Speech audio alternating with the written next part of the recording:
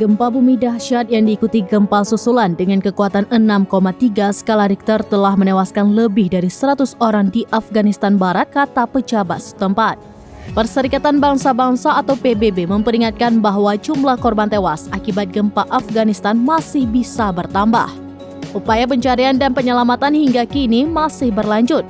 Kementerian Pertahanan Afghanistan dalam postingan di X mengatakan gempa tersebut menewaskan lebih dari 100 orang dan melukai lebih dari 500 orang.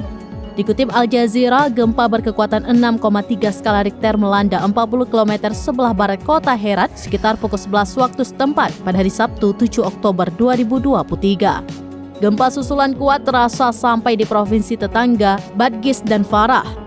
Kantor Koordinasi Urusan Kemanusiaan PBB menambahkan bahwa ada perkiraan sebanyak 320 orang telah meninggal dunia. Namun laporan tersebut belum dikonfirmasi.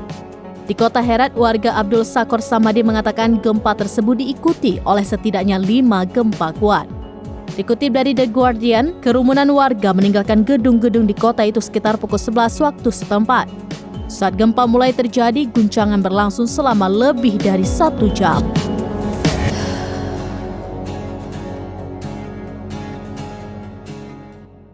Download Tribun X sekarang, menghadirkan lokal menjadi Indonesia.